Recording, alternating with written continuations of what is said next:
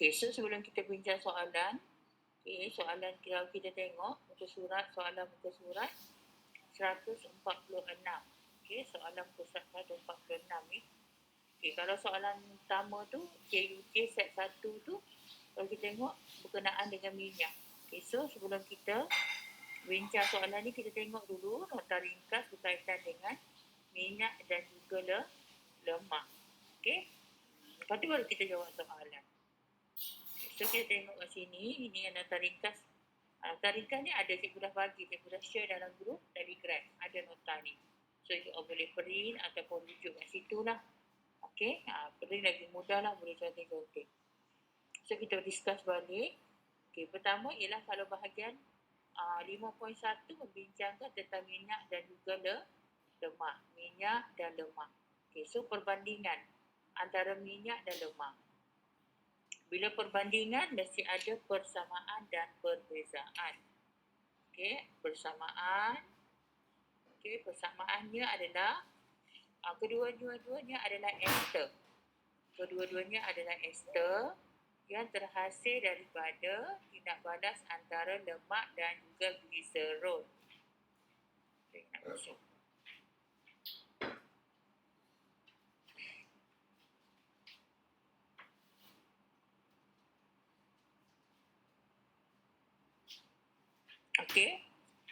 Antara kedua-duanya adalah ester yang terhasil melalui tindak balas antara lemak, asid lemak dan juga gliserol.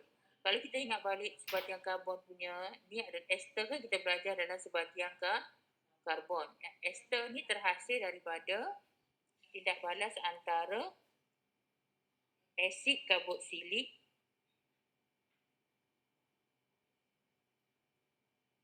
dan juga alkohol. So kalau kita rujuk kepada lemak dengan minyak ni, ester dia punya asid karboksilik tu ialah asid lemak. Asid karboksilik ialah asid lemak. Asid lemak ni adalah asid karboksilik yang berantai panjang. Maksudnya karbon tu ada banyak. 10 ke 11 ke 20 karbon ada dalam tu. So cikgu ulang balik, asid lemak ialah asid karboksilik yang berantai panjang. Manakala alkohol ni adalah gliserol. Alkohol adalah gliserol. Gliserol ni nama IUPAC dia adalah propan 1,2,3 triol. Di mana dia ada tiga kumpulan hidroksil. Ada 3 OH. Ni kalau perasan ni. Ni ke bawah, tengok kat bawah. Ni adalah gliserol. Gliserol tengok dia ada 3. 1, 2, 3. 3 kumpulan hidroksil. Sebab itulah nama dia adalah triol. Dan propan. Propan maksudnya ada 3. Ni propan maksudnya ada 3 karbon. 3 karbon kau tengok. 1, 2, 3. So propan. Propan dash. Lepas tu ada nombor 1, 2, 3. 1,2,3 kan. 1,2,3 tu ni. Triol. Maksudnya OH tu berada pada karbon nombor 1, karbon nombor 2 dan karbon nombor 3.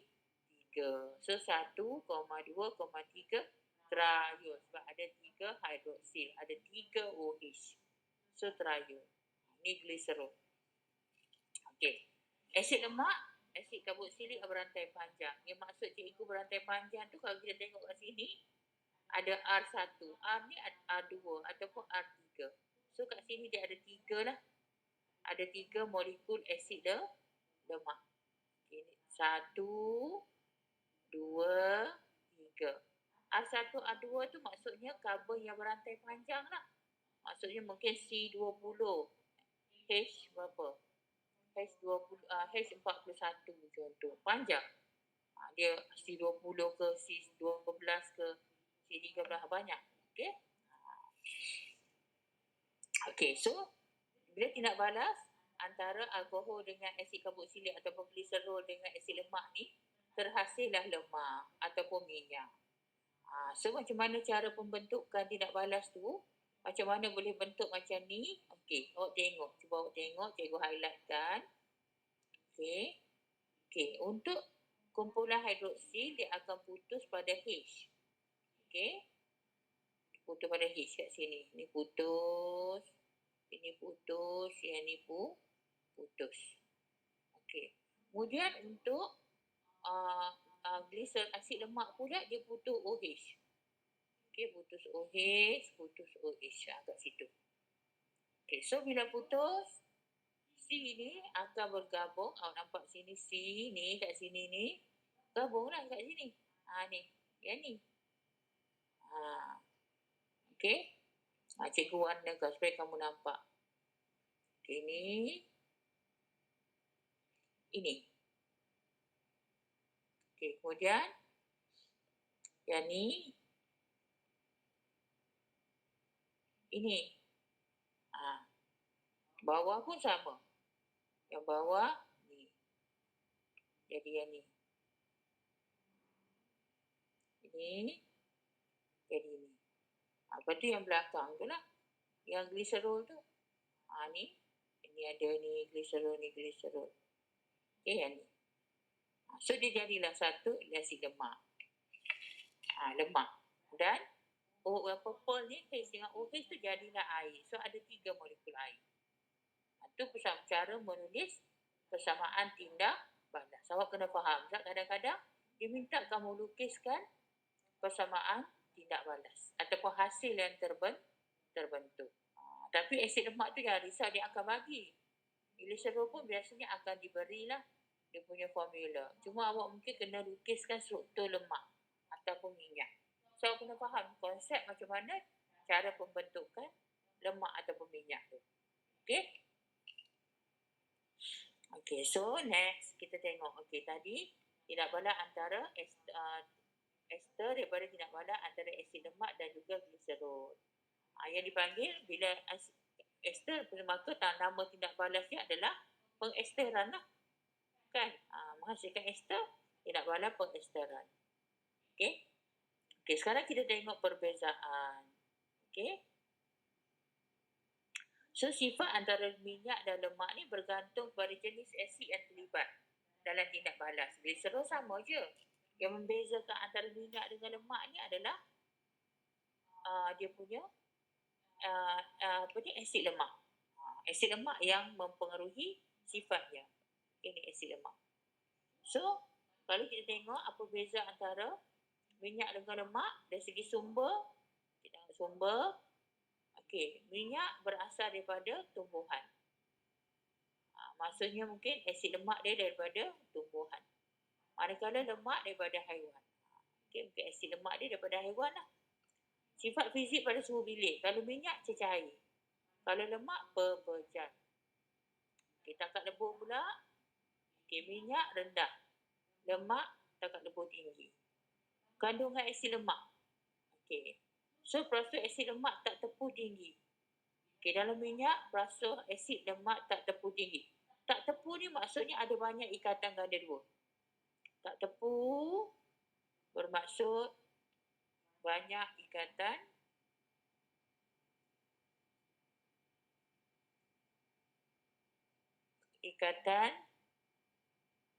ganda dua karbon. Karbon. Ikatan ganda dua lah. Maksudnya ada C dan bombon C tu ada banyak. Okey? Okey, manakala untuk lemak, peratus asid lemak, peratus asid lemak tepu yang tinggi. Maksudnya, lemak tepu ni maksudnya dia ikatan tunggal. Okay, maksudnya dalam dia ikatan karbon-karbon tu ialah ikatan tunggal. Okay. C dan bombon C yang banyak. Okay. Contoh minyak sawit, minyak zaitun. Okay, lemak pula contohnya adalah mentega. Okay. So, kita tengok beza antara lemak tepu dan lemak tak tepu. Macam tadilah lemak tepu tu adalah daripada lemak haiwan. So, keadaan dia berpejal. So, dia lemak lah. Okay. So tindak balas dia asid lemak tepu dengan gliserol. Cikgu nak check betul tak? Tadi tu cikgu nak check lagi. Betul ke contoh lemak tepu ni asid palmitik, asid stearin, asid laurik? So kita tengok buku tab. Sebab cikgu macam ada muskil di situ. Buku tab. Okey, kita tengok dia punya contoh.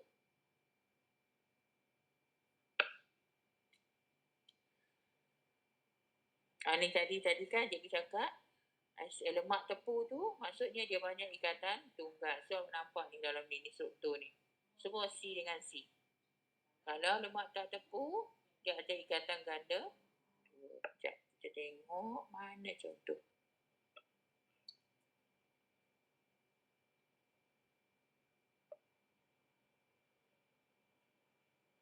Ni berapa pencuci dah? Sekejap, mana?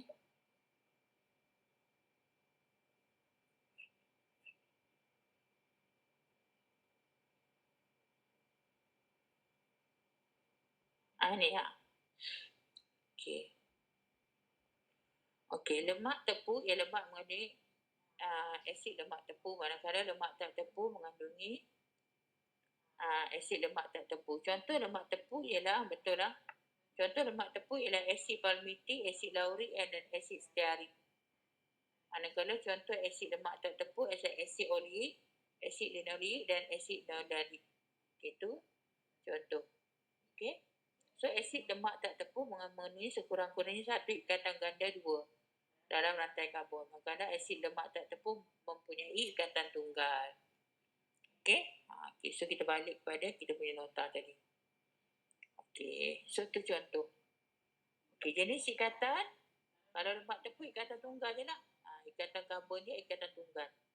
Okey, kalau lemak tak tepu ikatan dia adalah sekurang-kurangnya ada satu ikatan ganda 2 antara karbon. Bilangan atom hidrogen banyak. Yalah. Okey, setiap C tu ada 4 ikatan kan. Ni sikit lah sebab ada ikatan ganda 2. Kandungan kolesterol tinggi dalam lemak tepu. Lemak tak tepu rendah. Takat lebur tinggi, takat lebur rendah. Okey, kalau kesan kesihatan, so lemak tepu ni maka dia ada kesan buruk. Lemak tak tepu kesan yang baik. Okey. Tindak balas poliesteran membetulkan cikgu dah terangkan tadi. Kegunaan dia adalah sebagai bahan api. Boleh guna. Okey, minyak atau lemak ni sebagai bahan api, iaitu untuk biodiesel. Maksudnya boleh guna sebagai bahan api kenderaan ke bahan api lah. Tapi dalam bentuk bio. Bio ni maksudnya yang semula jadi. Bio ni maksudnya daripada minyak ke yang semula jadilah. Okey, digunakan dalam pembuatan sabun dan bahan penjagaan diri. Nak buat sabun memang guna minyak. Sabun, shampoo, semua tu. Okey, sebagai sumber nutrisi juga. Okey, sebab apa? Minyak lemak ni ialah mengandungi vitamin A, D, E, vitamin A, D. Dan dia juga sumber makanan haiwan. Kesan pengambilan berlebihan menyebabkan obesiti, masalah jantung dan arteriosklerosis. Okey. Arteri tersumbat lah maksudnya. Okey. So, macam mana cara nak tukar lemak tak tepu kepada lemak tepu? Sebenarnya boleh. Lemak tak tepu boleh ditukarkan kepada lemak tepu. Dia macam lemak tak tepu ni kan ada ikatan ganda 2. Dia macam alkena lah. Ibarat alkena. Alkena kan ada ikatan ganda 2. C double bond C kan. Sama je lah. Maksudnya lemak tak tepu ni ada ikatan ganda 2. So kita nak tukar jadi lemak tepu macam kita jadikan dia alkana. Di mana dia jadi ikatan tunggal. C dengan C. Jadi ingat balik yang karbon dulu. Alkena kepada alkena tindak balas dia adalah namanya adalah penghidrogenan.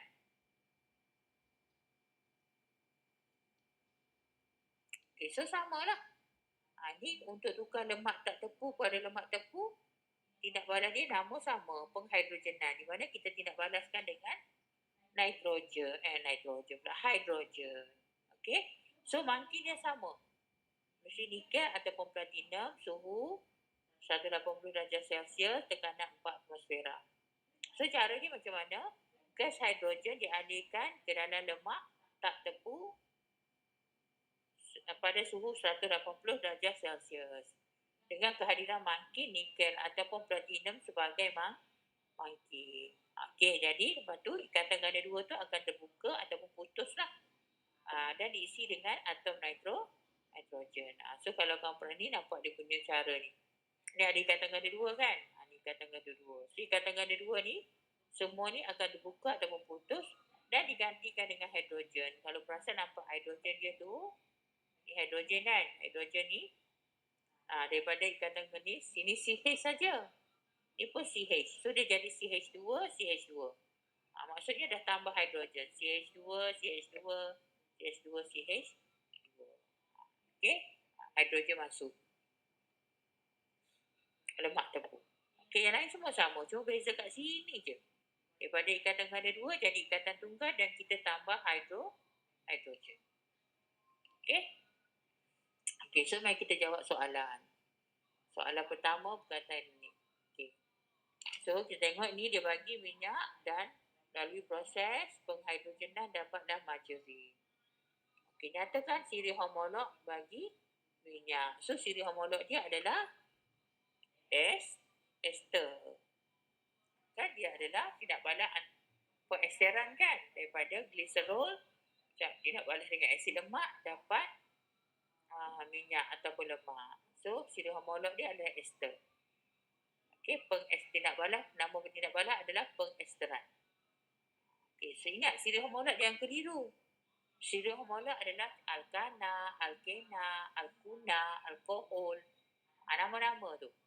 Itu adalah siri homolog. Awak jangan tertukar dengan formula A. Formula A tu yang CnH2n, CnH2n tambah 1, tambah 2. Okay, next kita pergi P. Nyatakan 2 kegunaan minyak dalam kehidupan seharian. Tadi kita dah tengok tadi, kita dah baca kan. Apa kegunaan dia? Dia boleh sebagai sumber apa tadi? Kegunaan dia.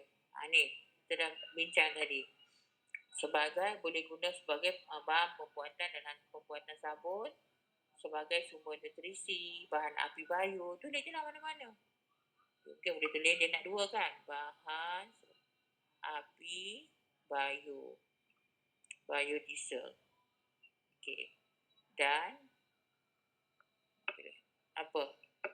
Dalam pembuatan sabun. Okay. Next, C. Terangkan mengapa margarin wujud dalam keadaan pepejal pada suhu bilik walaupun ianya terhasil daripada minyak kelapa sawit. Kita terangkan mengapa. Margarin wujud dalam keadaan pepejal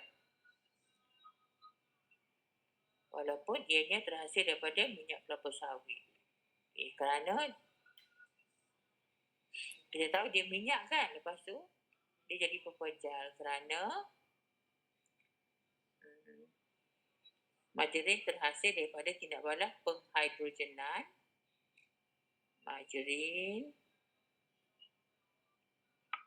terhasil daripada tindak balas penghidrogenan yang menukarkan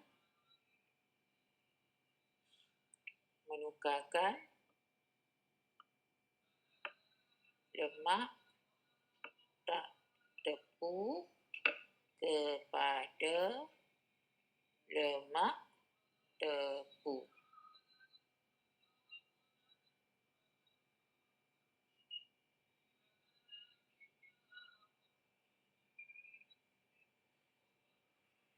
Okey. So tidak kan, kalau lemak tepu kan pepejal, lemak tak tepu bentuk dia adalah cecair. Okey. Okay, next kita pergi kepada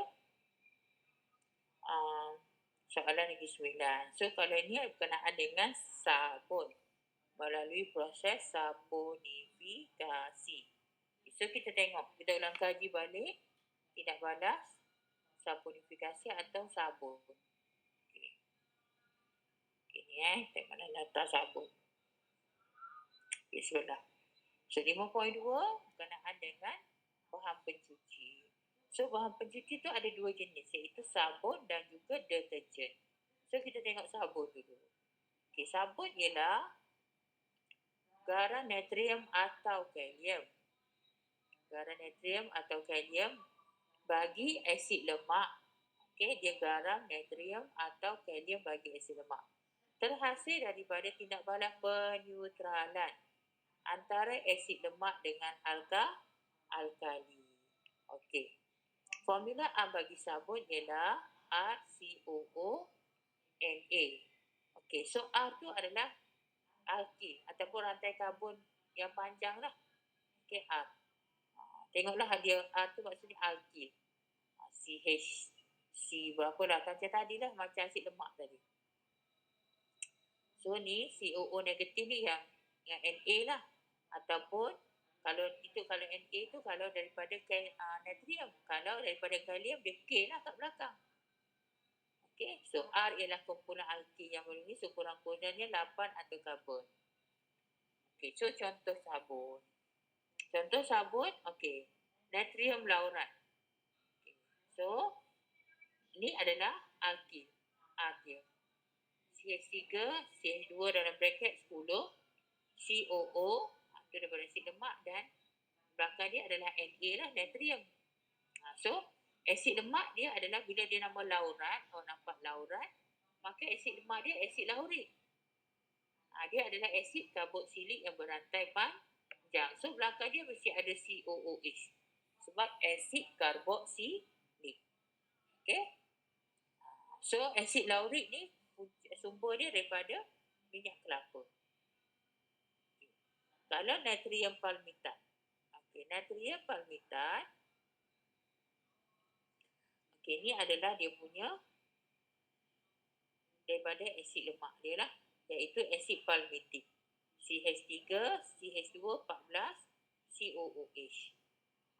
Okey, natrium kat belakang tu natrium lah daripada sebab dia garam natrium.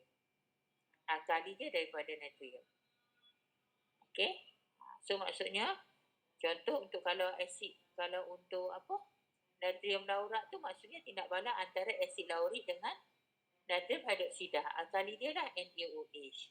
Okey, kalau natrium palmitat maksudnya tindak balas antara asid palmitik dengan natrium hidroksida, alkali. Okey. Awak jangan risau kalau formula-formula untuk asid laurik, asid palmitik akan diberi.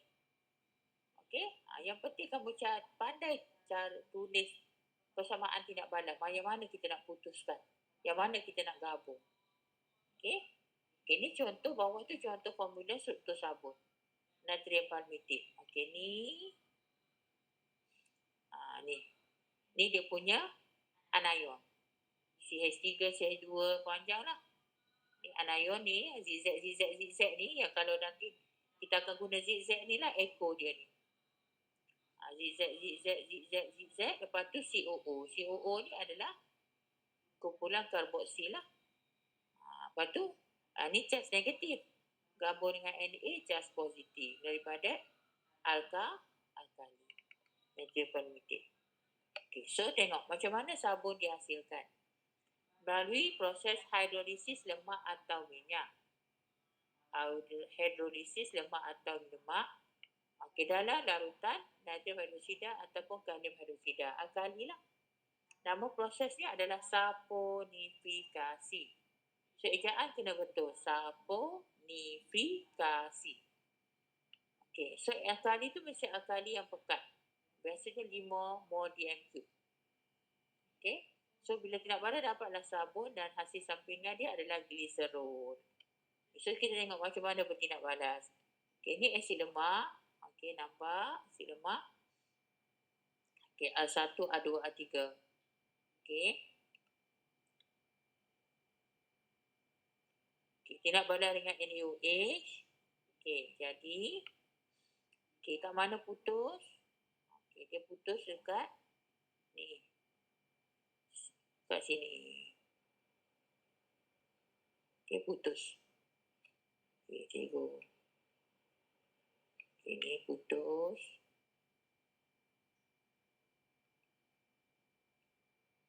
Asid lemak tu putus kat situ. So yang belakang tu CH2CH tu akan combine dengan OH. Jadilah gliserol. Ini. Lepas tu cikgu nak awak nampak dia punya mekanisme tindak balas dia macam mana. Belakang ni COOR1 dia putus dah tinggal satu. Combine dah dengan Na ni. Dapat dah ni. Molekul pertama dia punya garam yang pertama. Sabun lah. Okey, yang tu yang ni combine lah dengan, kan ada 3 Na kan. Na tu ada 3. So setiap satu tu 1. Okey, combine dengan Na yang ni. Satu lagi dapatlah yang ni. R2COO-Na.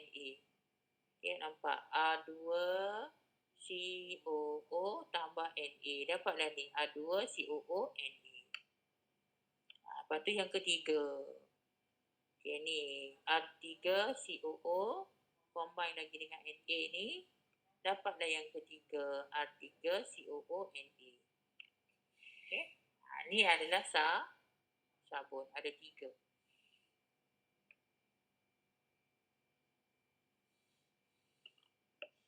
Okey.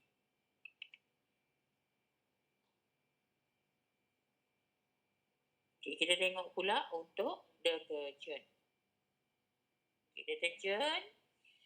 Okay, deterjen ialah garam natrium bagi asid sulfonik. Kalau sabun adalah garam daripada garam kalium atau natrium daripada asid lemak. Yang ni daripada asid sulfonik. So, bila asid sulfur. Sulfur maksudnya ada sulfur. Okey, jadi ada 2 jenis asid sulfonik yang digunakan dalam pembuatan deterjen, sama ada asid alkil sulfonik ataupun asid alkil benzena sulfonik. Beza dia, benzena tu dia ada, inilah benzena. Yang ada heksagon tu. Bentuk macam heksagon, lepas tu ada bulat kat tengah. Benzena. Itu beza dia. Yang lain tu sama je semua. Okey, yang kalau yang alkil sulfonik RO, dia terus sambung. Alkil terus sambung dengan sulfonik. Kalau alkil benzena adalah benzenanya. Okey. Okey, so contoh untuk deterjen. Okey, inilah. Ni kalau jenis alkil asid sulfonik. Kalau ni dia adalah benzin kat tepi. Sebab dia ada tu daripada benzena. Okey, bagaimana deterjen dihasilkan? So, deterjen ni dihasilkan daripada pecahan petroleum dan asid sulfurik. Dia melibatkan 2 proses. Mula-mula proses pensulfonan ataupun pensulfatan. Iaitu petroleum tu bertindak balas dengan asid sulfurik. Selepas terhasilnya barulah bertindak balas peneutralan, iaitu bertindak balas dengan alkali natrium hidroksida. Kita tengok macam mana cara tindak balas pensulfonan benzena. Okay, so alkil benzena ni daripada petroleum. So bertindak balas dengan asid sulfurik. Okey, bila asid sulfurik yang ni putus dekat H, yang ni putus dekat OH. So dapatlah, gabunglah dia. Gabung dapat macam ni. OH dengan H keluar dah air. Dia sambung je. Maksudnya daripada sini sambung ke S. Ini kan terus sambung ke S. Okey. Lepas tu barulah dalam yang ni asid alkil benzena sulfonik ni bertindak balas dah dengan alkali peneutralan tu lah. Okay, so Na akan masuk dekat O tu. So inilah deterjen. Okay, natrium alkil benzena sulfonat. Natrium alkil benzena sulfonat. Ini dah deterjen. Okay. Okay, kalau yang untuk alkil tak ada benzena, sama je lah. Dia tak ada struktur benzena lah, tak ada yang heksagon tu. Sama. Tindak balas dengan asid sulfurik, dapat yang ni dulu. Lepas tu baru tindak balas dengan alkali NaOH, dapatlah deterjen yang jenis alkil sulfat. Okay. Azan. Kejap awal, kita berhenti sekejap. Azan.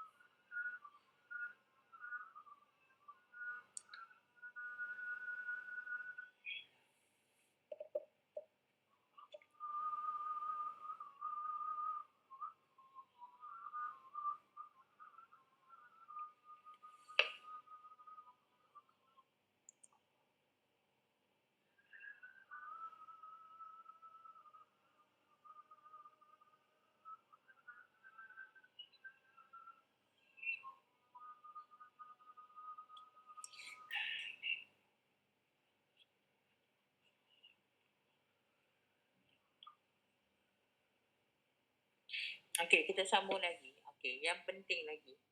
Macam mana sabun dengan deterjen ni, macam mana tindakan dia semasa pencucian. Apa yang berlaku semasa proses pencucian. Okey, so kita tengok tindakan pencucian sabun dan deterjen.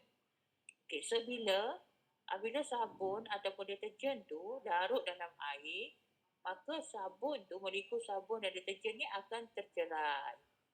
Okey, akan membentuk sama ada tercerai ion positif dengan ion negatif dia.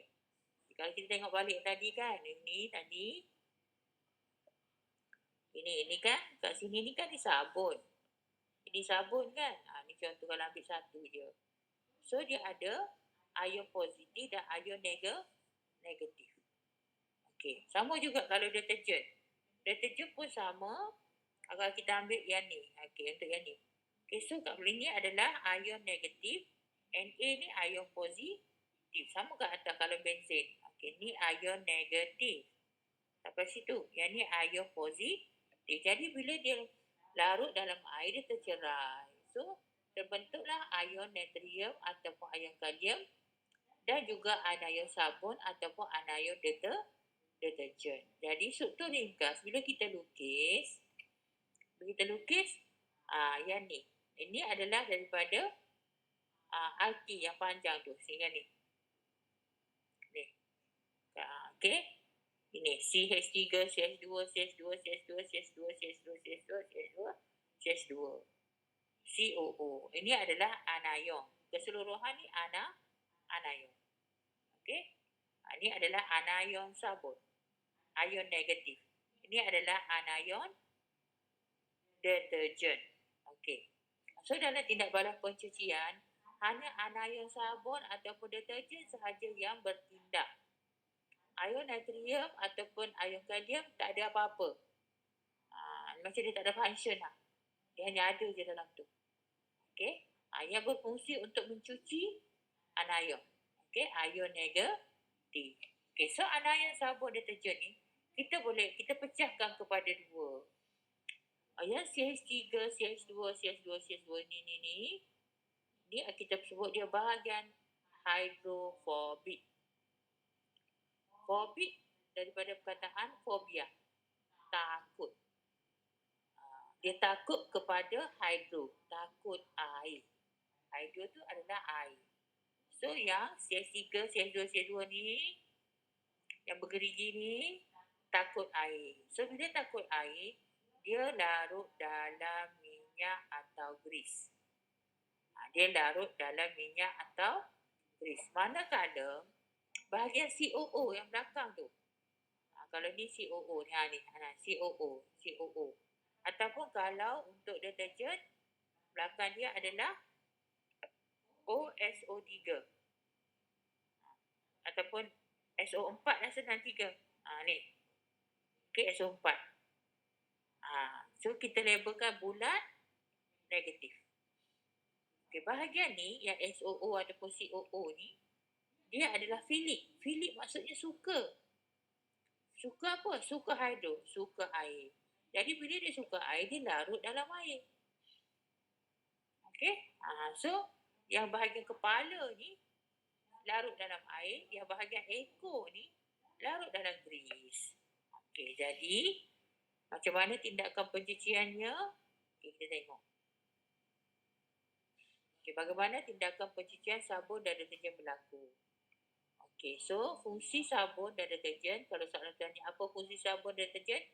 Mengurangkan ketegangan permukaan air untuk membasahkan permukaan cair. Okay, air ni ada, kalau dalam fizik ada. Air ni ada ketegangan. Permukaan dia memang ada tegang. So bila kita letak sabun atau deterjen, dia mengurangkan ketegangan, menyebabkan kain tu, pakaian kita akan dibasahi air. Air tu akan menyerap masuk lah. So dia mengurangkan ketegangan permukaan air untuk membasahi permukaan kain. Okey, so kita tengok satu demi satu macam mana proses tindakan pencucian sabun ataupun deterjen tu berlaku. Okey, pertama ialah nombor satu.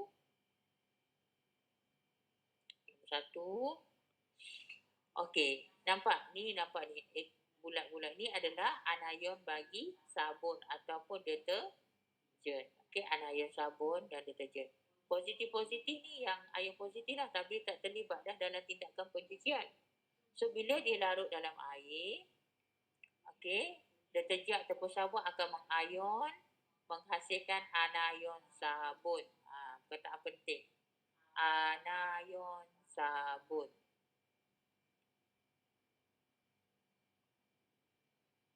Okay, ataupun anion deterjen yang bergerak bebas. Okay.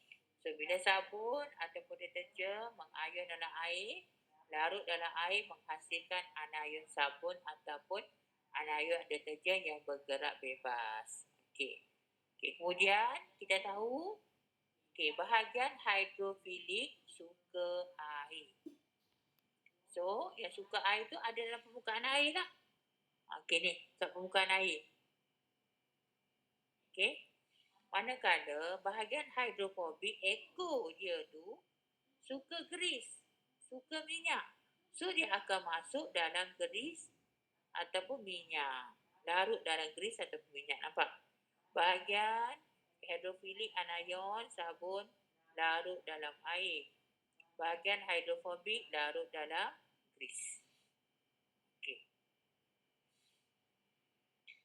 Okay, next. Apa je? Apabila air dikocak, air itu kita kocak ataupun kita berus-berus ke dia, grease tertanggal pada permukaan kain. Dia terangkat. Nampak dia terangkat tu. Okey, dan bahagian hydrophobic anion. Hydrophobic yang tak suka air tu, yang hydrophilic, salah ejaan tu, filik tau, ejaan tu salah, tertinggal air. Bahagian hydrophilic anion akan mengelilingi grease. So hydrophilic kan dia suka air, so charge negatif mengelilingi, dan dia akan bawa grease tu terapung di permukaan air. Okay, next. Okay, so grease ni banyak kotoran kan. So grease ni kan, dia punya ni kan charge negatif kan. So dia akan saling tolak menolak. Maksudnya grease ni tak akan termendak balik lah. Okay, dia berpecah kepada titisan kecil dan tidak dapat bergabung semula kerana tolakan sesama charge negatif pada bahagian hydrophilic di permukaan grease.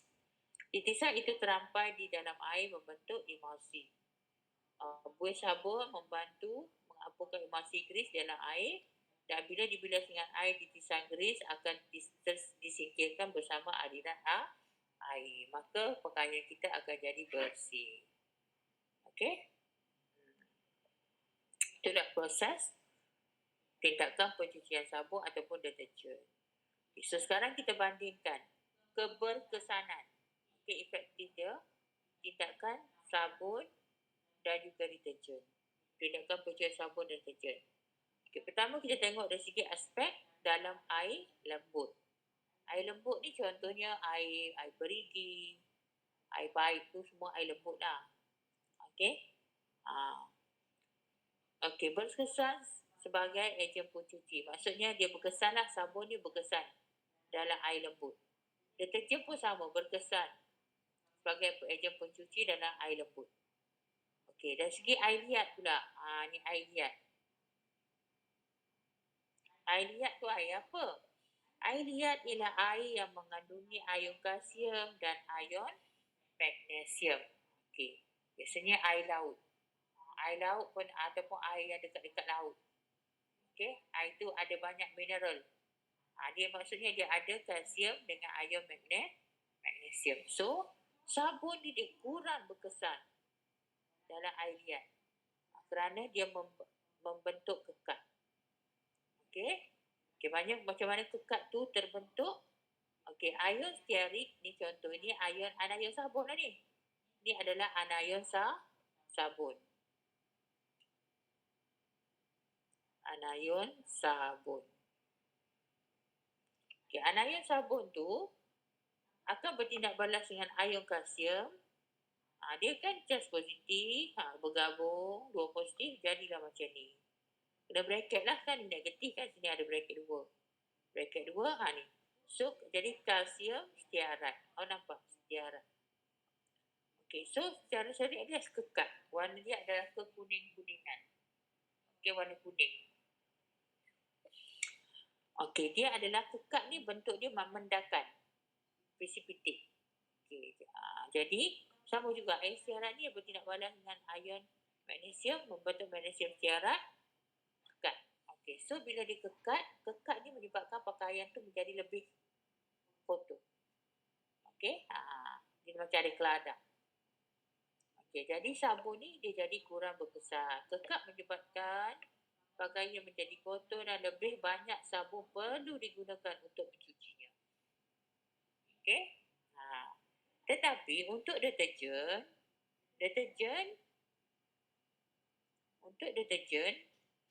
dia berkesan kerana tidak membentuk kekat. Sebab apa tak membentuk kekat? Anion bagi deterjen tu, dia tak bawa, tak ada.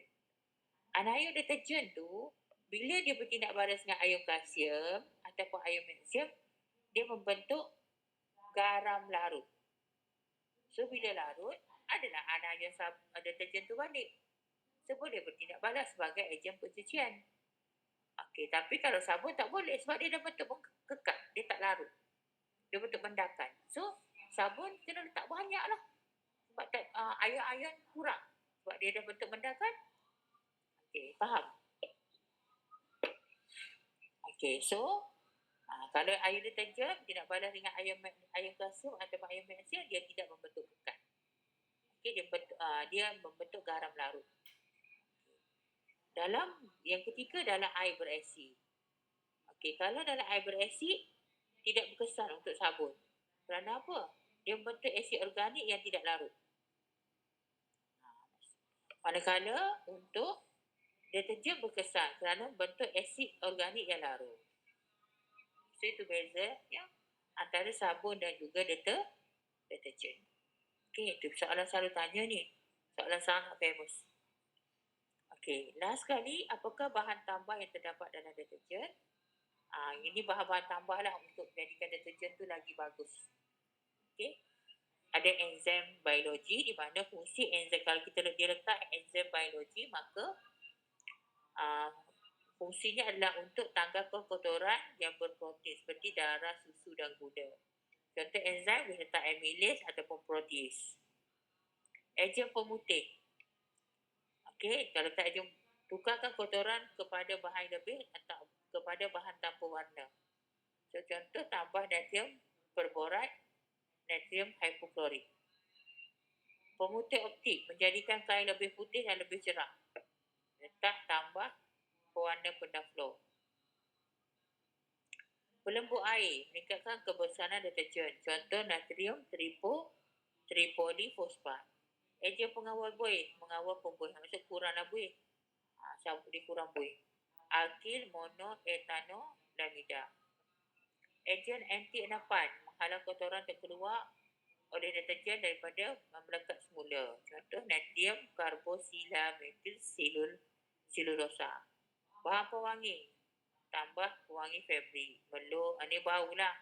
Bau lavender ke. Ni contoh bau melo, bau wangi lah. Letaklah bau rose ke. Macam tu. Ejen pengering, pastikan serbuk deterjen sentiasa kering dalam bekas. Natrium sulfat, natrium silikat. Jadi kalau deterjen ni, kita nampaklah dia punya serbuk-serbuk tu. Serbuk deterjen tu. Kalau tak letak ejen pengering ni, nanti kita punya deterjen kita akan berketul-ketul. Okey. Itu inilah bahagian 5.2 bahan pencuci. Cikgu imbas balik. Sebenarnya kawan kamu dah bentang dah dulu. Kita bincang di waktu malam. Okay, kita balik tengok pada soalan deterjen. Okey, tengok soalan lagi 9 ni. Rajah 3.2 menunjukkan bahan-bahan digunakan untuk membuat sabun melalui proses saponifikasi. Okey, kita tengok rajah.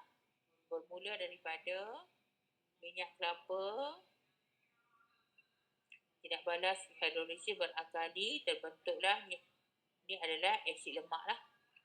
Okey, asid lemak. Tidak balas dengan gliserol, terhasillah sabun. Asid lemak tidak balas dengan gliserol. Daripada situ dapatlah tidak balas dengan penetralan, tidak balas dengan gliserol pula. Hasil hidrolisis berakali dapatlah asid lemak dan juga gliserol. Kemudian asid lemak tu bertindak balas dengan alkali, dapatlah sabun. Okey.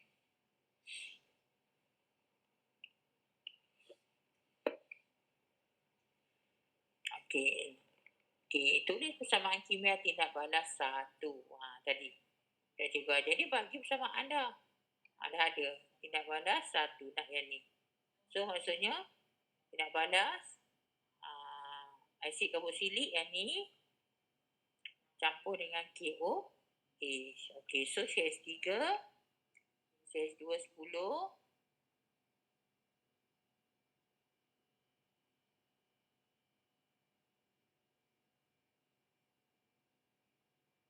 Lepas tu COOH kan. COOH salin je dia akan beri. Tidak balas dengan KOH, arrow. So macam mana cikgu ajar tadi. Okey, macam-macam tidak balas asid karboksilik. Tidak balas asid karboksilik dengan alkali lah. Okey, yang ni kita buang H. Yang ni kita buang OH, putus kat situ. Okey, so Just K adalah 1, positif 1. K positif 1. Yang CH3, CH2, COO adalah negatif. So, combine je terus. CH3 bracket CH2 10 COO K. Tambah hasil sampingan H2O. Okey. Dan pada penetralan, asid tambah alkali dapat garam campur air. Okey. Okey, seorang murid telah menggunakan kuantiti sabun yang banyak untuk menanggalkan kotoran daripada pakaian yang dicuci dalam air liat dan menyebabkan pembasiran bahan pencuci tanpa menukarkan jenis air. Okey, jangan tukar air, maksudnya still lagi guna air liat. Okey. Okey, bagaimanakah bagaimanakah murid tersebut boleh mengatasi masalah tersebut? Terangkan jawapan anda, 3 markah. So, kita boleh, anda selesai, kita boleh tukarlah. Menukarkan sabun kepada deterjen. Menukarkan penggunaan sabun kepada deterjen. Tulis guna deterjen. Boleh ayat paling ringkas. Guna deterjen. Okay, terangkan jawapan anda. Okey. Deterjen.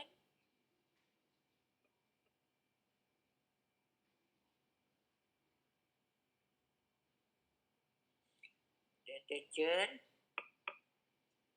Anion deterjen. Anion deterjen tidak membentuk kekat, ataupun juga anion deterjen membentuk garam larut. Tidak membentuk kekat apabila bertindak balas dengan ion kalsium dan ion magnesium di dalam air liat. 3 markah. Okay, so point dia adalah, okay, first kita jawab guna deterjen, point nombor 1. Anion deterjen tidak membentuk kekat, point nombor 2. Apabila bertindak balas dengan anion kalsium dan ion magnesium dalam air liat, point nombor 3. Okey.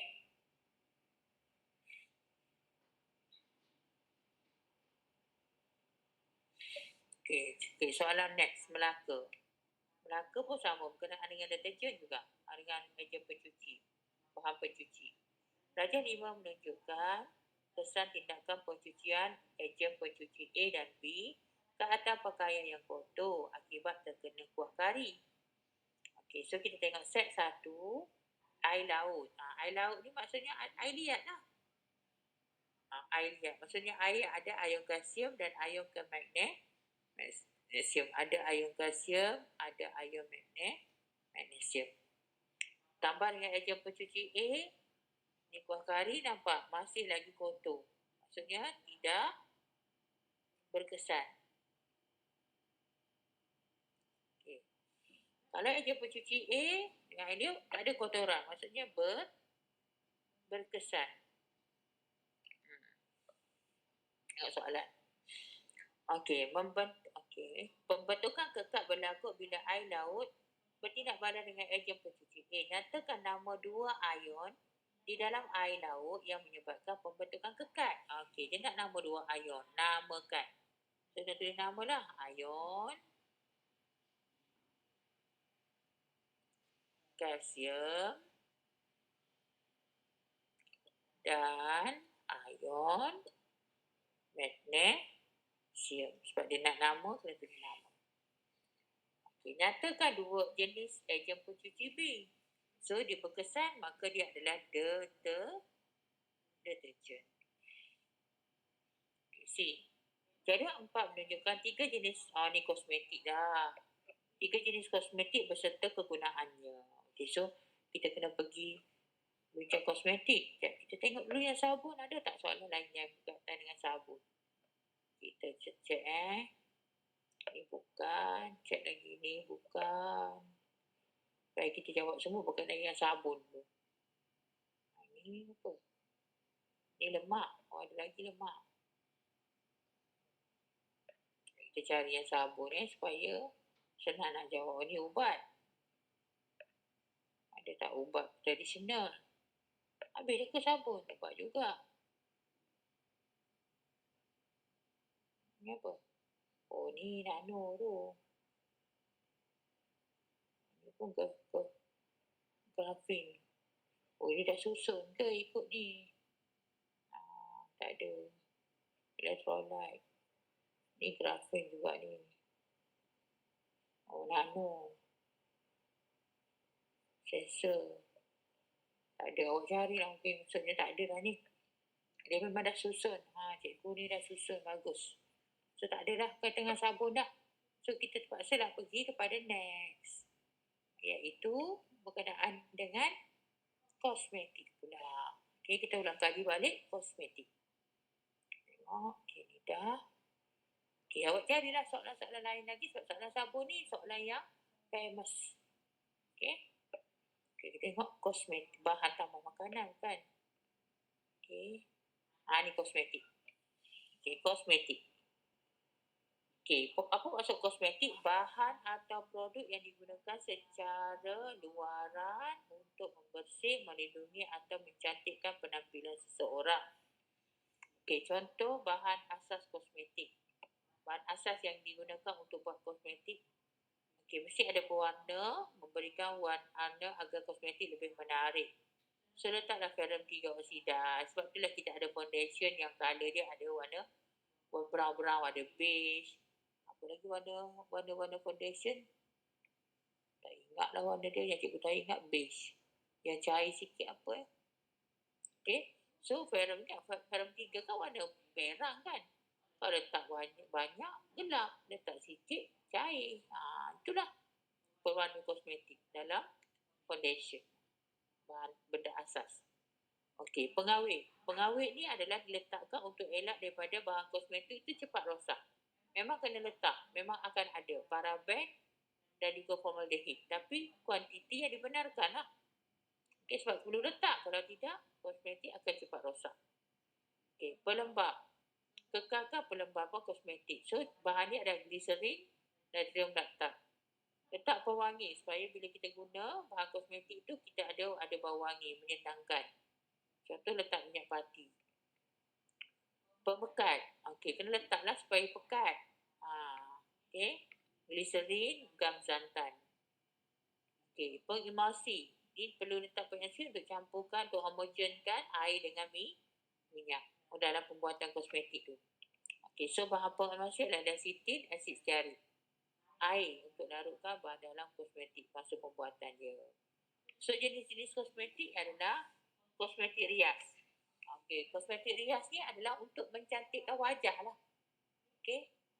Gincu, bedak, maskara. Itu untuk cantikkan. Untuk cantikkan ataupun untuk sampai sekarang rupa dia guna apa kosmetik rias ni rupa pun dah lahir. Okey. Boleh buat macam-macam rupa. Okey. Kosmetik perawatan dia adalah untuk merawat kulit. Okey, krim pelembab kulit, masker. Ini adalah skincare. Okey. Okey, kosmetik rias ni makeup. Kosmetik perawatan ni adalah skincare. Okey, pewangi untuk perfume tu lah. Memberi deodorant yang wangi. Okey, itu semua jenis-jenis kosmetik. Okey, so mari kita jawab soalan kosmetik. Okey. So, jadual 4 menunjukkan 3 jenis kosmetik beserta kegunaannya. Okey, tengok yang R. Kegunaan ni lah untuk memberikan haruman. Tahu dah R apa untuk haruman? Pewangi lah kan? Ni. Pewangi. Ni wangi. Kosmetik rias, apa kegunaannya? Untuk mencantikkan wajah. Okay. Mencantikkan wajah. Kiti untuk merawat badan. Ini adalah apa ni? Skincare ataupun kosmetik perawatan.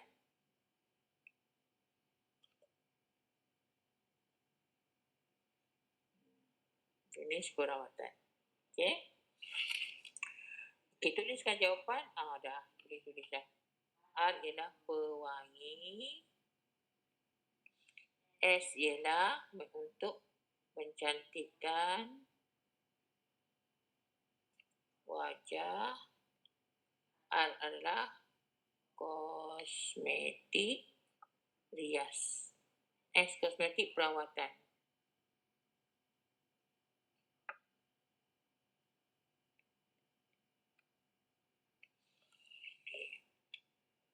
D ni apa? Ni bahan tambah makanan dah ni. D ni. Okay, so kita kena ulang kaji balik bahan tambah makanan. Okay, tengok nota. Ini ke? Bahan tambah makanan. 5.3. Okay, bahan tambah makanan. Apa itu bahan tambah makanan? Maksud dia bahan semula jadi ataupun sintetik yang ditambah ke dalam makanan untuk memperbaiki rupa bentuk, rasa dan tekstur. Ini jenis-jenis bahan tambah makanan. Ada pengawet. Fungsi dia untuk menghalang atau melambatkan pertumbuhan bakteria supaya makanan lebih tahan lama. Contohnya letak garam, gula, asid benzoik ni letak dalam sos. Natrium benzoat dalam roti, natrium nitrat dalam sosis. Pengantioksida untuk melambatkan pengoksidaan lemak dalam makanan ataupun mencegah ketengikan makanan. So, cegah makanan tu cepat tengik. Asid askorbik, tocopherol, asid sitrik. Contoh. Perisa untuk menambah rasa dan untuk menambah rasa untuk menyedapkan makanan. Menggantikan rasa asli yang hilang semasa pemprosesan. Contoh, monosodium glutamate MSG, aspartam stevia sebagai pemanis tiruan, ester sebagai perisa. Penstabil. Okay, memberi tekstur yang sekata dan licin, contoh pektin dalam memekatkan jam dan juga agar-agar. Pengemulsi, mencampurkan atau membawakan dua cecair yang tidak terlarut. Campur. Contohnya, campur minyak dengan lemak. Minyak dengan air. Ni contoh dia lecithin untuk pembuatan coklat. Monoglycerida dalam pembuatan mentega kacang. Pemekat untuk pemekatkan cecair, contoh kanji, gelatin, gam akasia, gam santan. Untuk pekatkan sos ataupun sup. Pewarna untuk tambah warna makanan agar kelihatan lebih menarik. Contoh seperti azo untuk warna kuning dan merah. Seperti triphenil untuk warna hijau atau biru. Karamel warna perak. Okey, mengapa perlu guna bahan tambah makanan? Kerana tanaman dan buah-buahan bermusim seperti dapat dinikmati sepanjang tahun. Okey. Makanan kekal segar dan tahan lebih lama. Makanan kelihatan lebih menarik, menambahkan rasa lebih sedap. Apakah kesan buruk jika bahan tambah makanan digunakan secara berlebihan? Boleh menyebabkan alahan ataupun alergi, boleh menyebabkan gangguan saraf, menyebabkan kanser, menyebabkan asma, ruam dan hyperaktif kepada kanak-kanak. Okay, itulah berkenaan dengan yang penting awak tahu berkenaan dengan bahan tambah makanan. So, kita tengok soalan. Puan T bercadang ingin membeli puding bagi majlis sambutan hari jadi anaknya. Raja 6 menunjukkan jenis pewarna yang digunakan bagi puding yang dijual di dua buah kedai. Okey, kita tengok. Kedai A, dia guna pewarna hijau. Kedai B, dia guna jus daun pandan. Wajarkan pilihan yang boleh dibuat oleh Puan T, berikan sebab.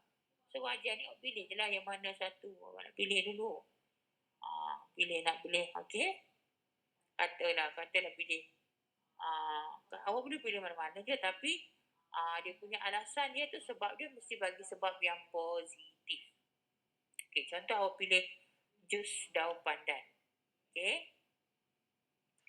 Awak kata, okey, Puan T perlu pilih, awak pilih Puan T ke nama dia? Okey, Puan T perlu memilih kedai agak-agak daripada kedai B. Nak beli kan?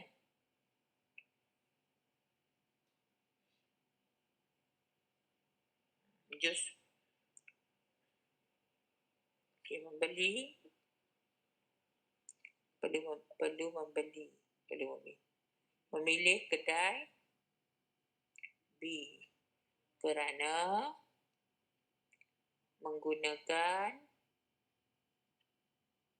bahan pewarna semula jadi yang tidak mengandungi bahan kimia. Boleh? Kalau awak contoh awak nak pilih kedai A pun boleh. Okey. Kalau jawab kedai A ni contoh jawapan lain lah.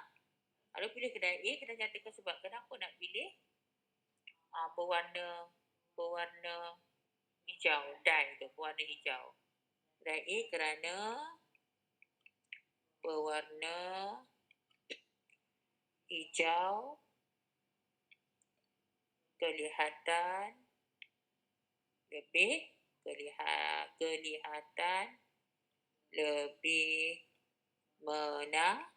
menarik kan. Kalau guna pewarna kan dia macam atraktif. Okey, kelihatan lebih menarik. Boleh. Maksudnya yang penting nak pilih mana-mana tetapi kena jawab alasan tu alasan yang positif.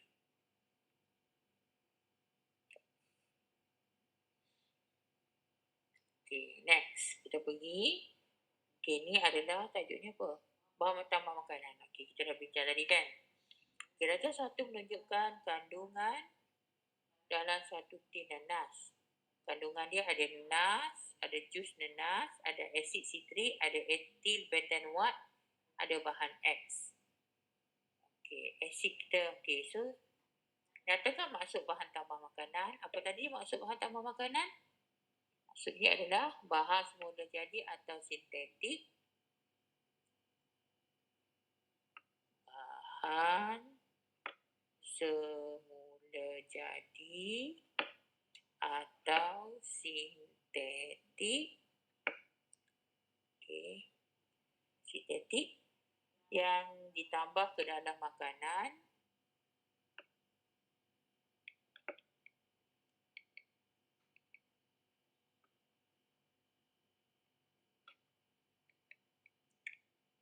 agar untuk memperbaiki rupa bentuk, rasa dan tekstur. Untuk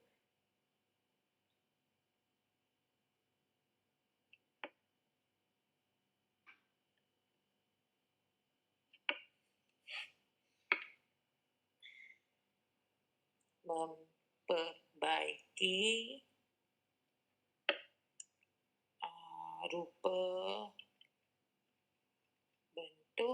rupa bentuk, rasa dan tekstur. Okay. Itu maksud bahan tambah makanan. Okay, berdasarkan darjah 1, nyatakan fungsi asid sitrik dan etil butanuat. Asid sitrik tak silap cikgu tadi sebagai bahan pengawet ke? Asid sitrik. Asid sitrik. Mana asid sitrik? Bahan pengantioksida. Okey, pengantioksida. Pengantioksida. Fatty butter lemak ni adalah perisa. Okey. Perisa. Okay, ester kan? Ester sebagai perisa. Bahan X ditambah sebagai pengawet dan perisa. Nyatakan bahan X. So, dia ditambah sebagai pengawet dan perisa. Okay, so kita tengok apa bahan X. Fungsi dia dua. Boleh jadi perisa dan boleh jadi pengawet. Tengok. Perisa, pengawet.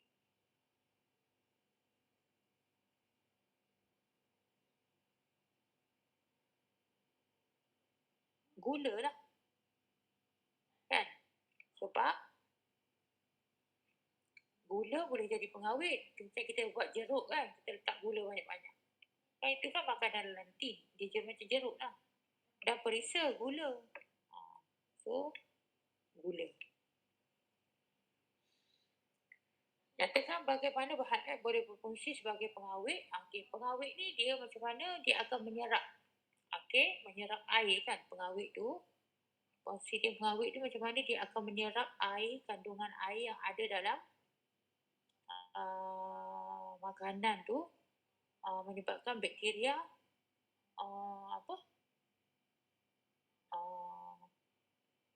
bakteria tu matilah.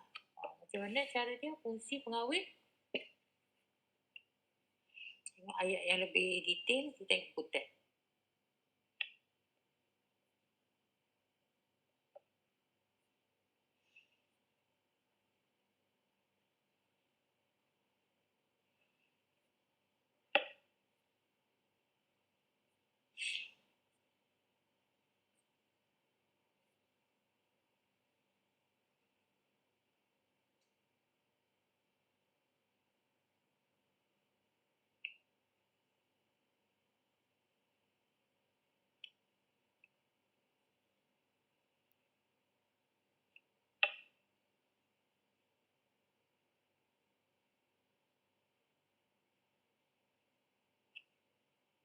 Bagaimana garam biasa atau gula bertindak sebagai pengawet?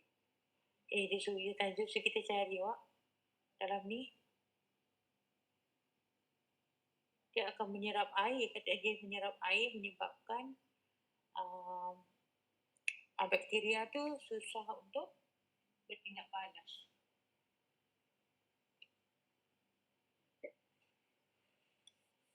Ya, cikgu tengok ayat.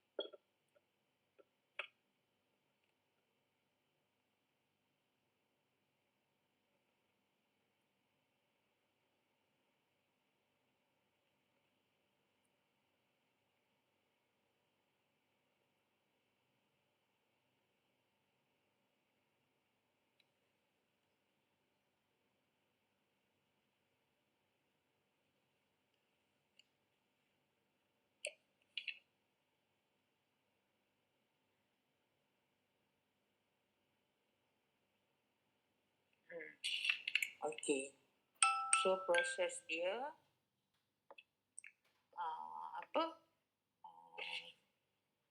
gula tersebut akan kepekatan gula yang tinggi bagaimana? Okey. Kepekatan gula yang tinggi akan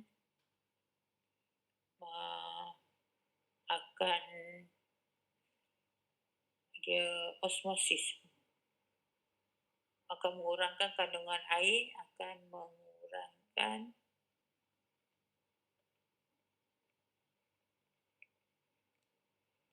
kandungan air yang menyebabkan kandungan air dalam makanan menyebabkan bakteria aktiviti bakteria terbantu, menyebabkan aktiviti bakteria atau mikroorganisma terbantu ataupun terhenti. Okey, so macam tu. Okey. Ni bahan tambah makanan lagi. Okey, kita bincang ni lagi sikit lagi.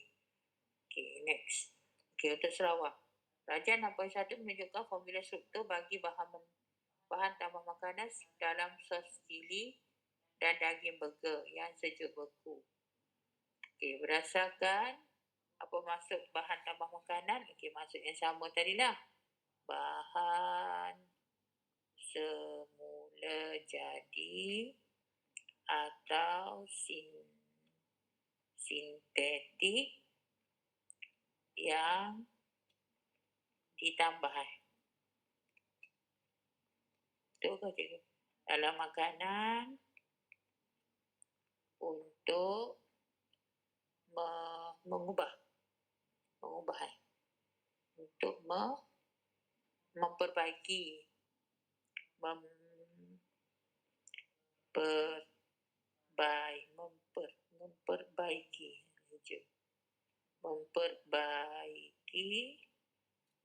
rupa, bentuk, rasa dan tekstur.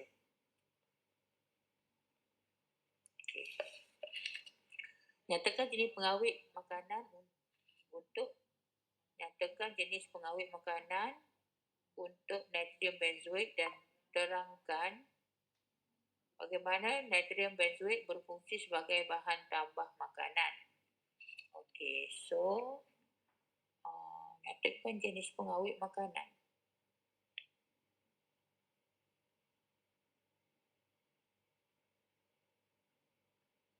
Okey.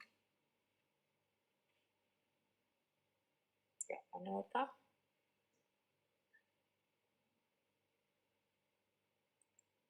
Jenis pengawet makanan. Ada jenis ke?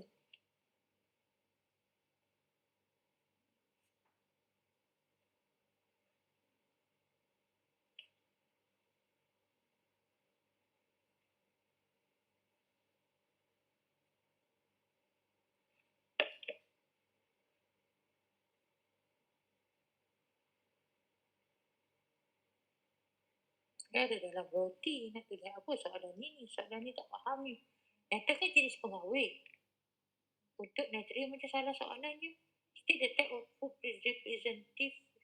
preservative for sodium benzoate dan explain how works as a food additive. Jenis pengawet makanan. Jenis pengawet makanan dalam roti. Tadi itu ke jawapan dia? Jenis pengawet. Kalau jenis bahan tambah makanan, jawapan dia pengawet. Aku confuse ni soalan ni. Apa jawapannya ni? Jenis pengawet. Saya nak tanya fungsi.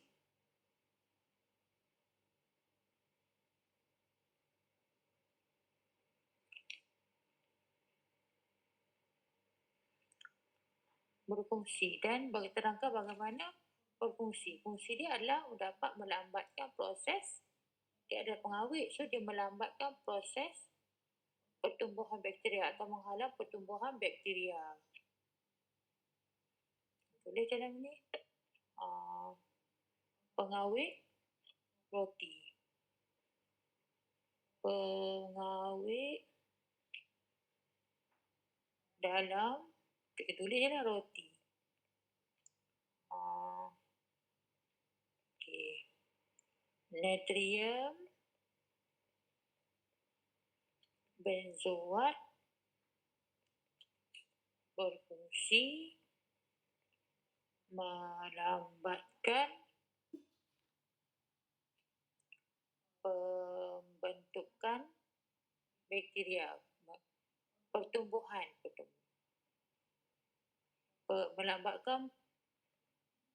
melambatkan pertumbuhan bakteria ataupun kulat pada roti. Okay. Terangkan kepentingan bahan tambah makanan dalam makanan yang diproses. Kepentingan bahan tambah makanan yang diproses adalah untuk makanan yang diproses tentu sosis lah. Ataupun sos cili kerana dia menghalang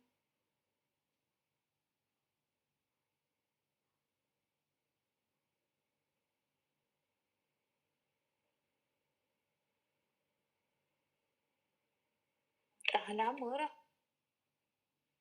Terangkan kepentingan bahan tambah. Okay. Kepentingan dia adalah bahan makanan akan tahan lebih lama. Makanan akan tahan lebih lama. Okey, itu. Pelajaran 62 menunjukkan aplikasi nanoteknologi awak dalam pembungkusan makanan. Okey, so ni nantilah. Nanti kita cikgu nak kena terangkan nanoteknologi ni lagi panjang. So, cikgu sambung esok. Sekelas. Okey, kita cuba habiskan ataupun habiskan esok ke? Bawa lah buku ni esok. Cikgu habiskan ni esok. Okey?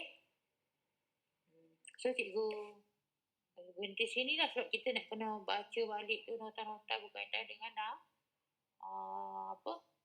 berkenaan dengan aplikasi nanoteknologi.